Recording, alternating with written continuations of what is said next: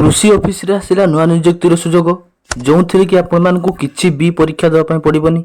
यह एक permanent job रही। उभय पुरुष और महिला एथरे अप्लाई करेंगे। जदि आपण मैंने 10th क्लास पास कर आपण मैंने जॉब रे अप्लाई करेंगे। ये जॉब रे अप्लाई डेट केते रही अछि, एथे आपण मानकर सिलेक्शन केमती हेबो, मिनिमम एज केते दरकार ये जॉब रे अप्लाई करिया पई। एही जॉब टी आपण मानकर ओडिशा एग्रीकल्चर डिपार्टमेंट तरफ रे जॉब टी बाहरी अछि। टाइप ऑफ जॉब यह एक आपण मानक परमानेंट जॉब बेसिस रही अछि। आपण माने परमानेंट लाइफ टाइम पई एही जॉब रे चाकरीटे करिवे। यह एक ऑफिशियल लेवल जॉब टी रही अछि। आपण मानकर एही जॉब टी डिफरेंट पोस्ट रे बाहरी अछि। तो आपण देखते ऑफिस अटेंडेंट पोस्ट रे बाहरी अछि, वाईपी ऑफिस रे सेही परि पोस्ट रे बाहरी अछि। जदि आपण माने एप्लिकेशन मोड देखिए आपण मानक को इंटरव्यू देवा पई पड़ियो, वॉक इन इंटरव्यू पई आपण मानक जिबा पई पड़ियो। तो इंटरव्यू रे आपण मानकर कोन प्लेस रे आपण मानक इंटरव्यू होबो, कोन डेट रे आपण मानक इंटरव्यू होबो, सब किछि मु ए वीडियो माध्यम रे आपण मानक जणे देबी।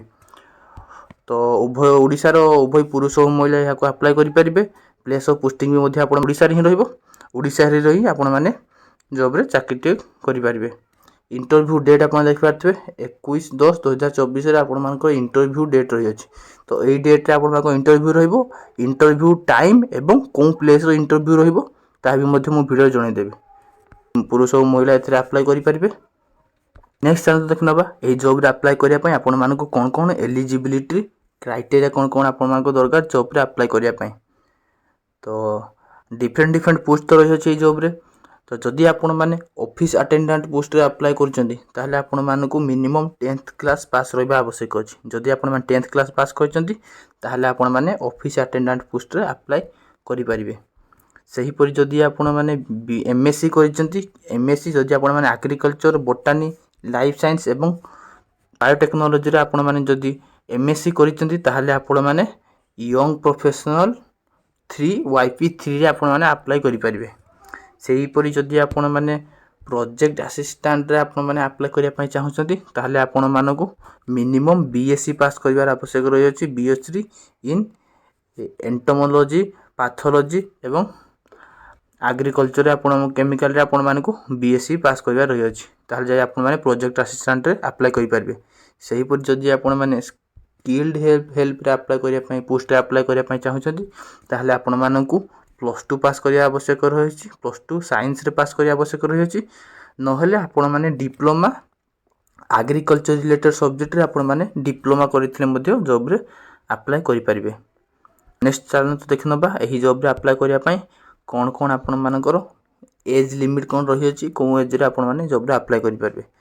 तो मिनिमम एज आपण मानकर 18 वर्ष रही अछि एवं मैक्सिमम एज 45 वर्ष रु 50 वर्ष रही अछि। तो जदि आपण मानक बयस 18 वर्ष रु 50 वर्ष मध्य रे रही अछि एवं आपण माने जदि जनरल बैकग्राउंड बिलोंग करचंती ताहले आपण माने ए जॉब रे अप्लाई करि परिबे। सही पर जदि आपण माने ओबीसी बैकग्राउंड बिलोंग करथबे ताहले आपण मानक 3 वर्ष रो एज रिलैक्सेशन मिलबो।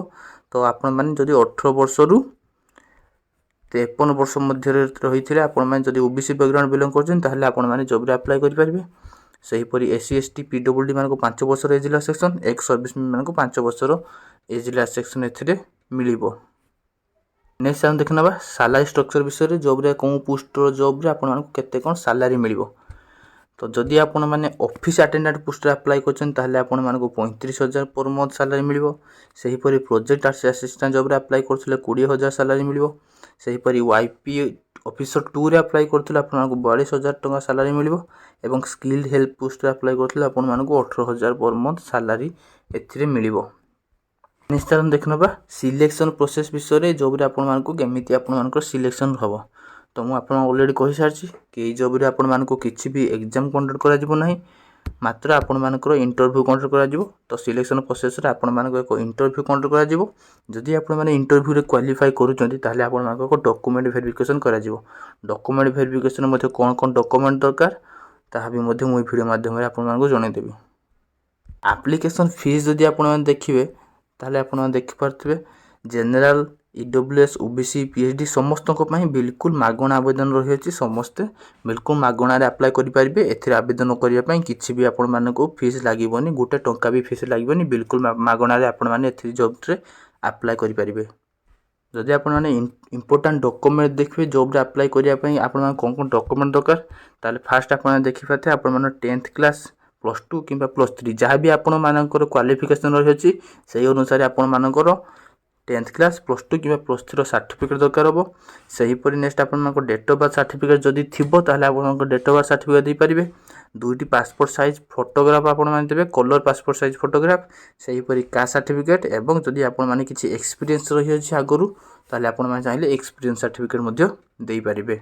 फ्रेंड्स मु आपण मानक जो 4टी पोस्ट विषय कहली से 4टी पोस्ट विषय भितर एबे पर्यंत मात्र 2टी पोस्ट विषय अप्लाई करने विषय सूचना मिली जहाँकि आपण मानक ऑफिस अटेंडेंट एवं वाईपी ऑफिसर 3 मात्र आपण मानकर प्रोजेक्ट असिस्टेंट एवं स्किल हेल्प विषय एबे पर्यंत अप्लाई विषय किसी भी सूचना प्रोवाइड करा जाए नहीं जमी प्रोवाइड करा मु आपण मानक वीडियो माध्यम जनईदेवी एबे मात्र आपण मानकर ऑफिस अटेंडेंट एवं वाईपी ऑफिसर पई आपण मानक आवेदन चली तो चलन देखिए आपण माने केमिति अप्लाई करेंगे। जदि आपण माने ऑफिस अटेंडेंट पोस्ट अप्लाई करने चाहूँगी ताहले आपण माने देखिपारे office attendant group C level यह पोस्ट यार अप्लाई डेट यह आपण माने ऑनलाइन माध्यम अप्लाई करेंगे और यार अप्लाई डेट हूँ 2 अक्टोबर रु 21 अक्टोबर मध्य आपण माने यह अप्लाई करेंगे ऑनलाइन माध्यम केमिति अप्लाई करेंगे ता भी मुझे वीडियो माध्यम जनईदेवी। तो जदि आपण माने ऑफिस अटेंडेंट पोस्ट अप्लाई करने चाहूँगी ताहले यार अप्लाई डेट हूँ अक्टोबर 2 रु 21 अक्टोबर हूँ यार अप्लाई डेट।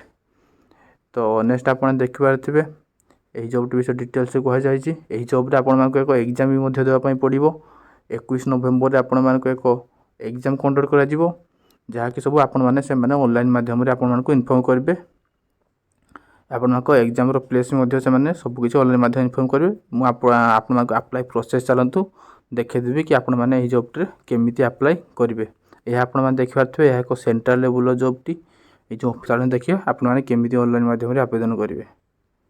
मु आपण मानक डिस्क्रिप्शन एक लिंक टी प्रोवाइड कर दीजिए जदि आपण माने से लिंक ऊपर क्लिक करेंगे नेक्स्ट आपण क्लिक कर सारा पर यही भाया पेज एक आपण मानक ऊपर एक ओपन हो आपण मैंने ये देखिपारे फास्ट आप क्लिक करेंगे देखा जाए click here for new registration जदि आपण माने फास्ट टाइम वेबसाइट को विजिट कर फास्ट टाइम ये ऑफिस अटेंडेंट पोस्ट अप्लाई कर आगुरी के अप्लाई करना ताहले आपण माने ये click here for new registration ऊपर क्लिक करेंगे।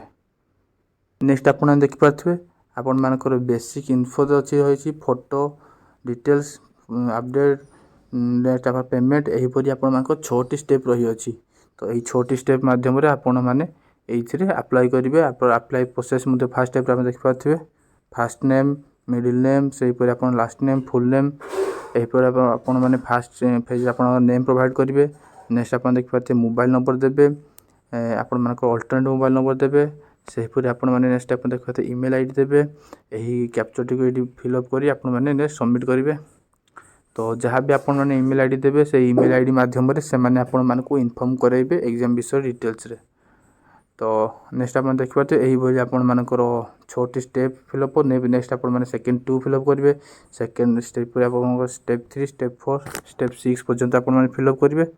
तो मुझे फिलअप कर डिटेल्स देखना आपण मानक जदि आपण मैंने फिलअप कर पाना किसी प्रोब्लेम होची ताले कमेंट बॉक्स रे कमेंट करतु किसी असुविधा होतिले मु आपण मानक डिटेल्स रे वीडियो कर देखदेवी कि आपण मैंने केमिति जो 6टी स्टेप आपण मैंने केमिति अप्लाई करेंगे डिटेल्स से मुझे आपको निजे अप्लाई कर वीडियो माध्यम जनईदेवी। सेहीपरि जदि आपण मैंने वाईपी ऑफिसर अप्लाई कर वाईपी प्रोफेशनल 2 आपण जदि अप्लाई कर ताहले यह आपण मानक किसी भी ऑनलाइन आवेदन करने पड़ोनी आपण मानक एक इंटरव्यू कंडक्ट करने पड़ो। तो इंटरव्यूर डेट आप देखिपारे 18/10/2024 आपण मानक इंटरव्यू हम इंटरव्यूर टाइम भी आप देखिपारे 11टा सुधा आपण मानक इंटरव्यू स्टार्ट हो एवं इंटरव्यूर प्लेस भी आप देखिपारे community room of research OUT Bhubaneswar आपण मानक इंटरव्यूटी हम। तो इंटरव्यूर प्लेस भी आप देखिपारे भुवनेश्वर ओयूटी ओयूटी कॉलेज आपण माने कम्युनिटी रूम रे आपण मानकर इंटरव्यूटी कंडक्ट करा जिवो। तो आपण मानक डायरेक्ट कौन करेंगे ना 18 तारीख रे आपण माने 11टा सुधा आपण माने ओयूटी भुवनेश्वर रे पहुँची जिवे तापर आपण माने जाई डायरेक्ट से इंटरव्यू करि परिबे।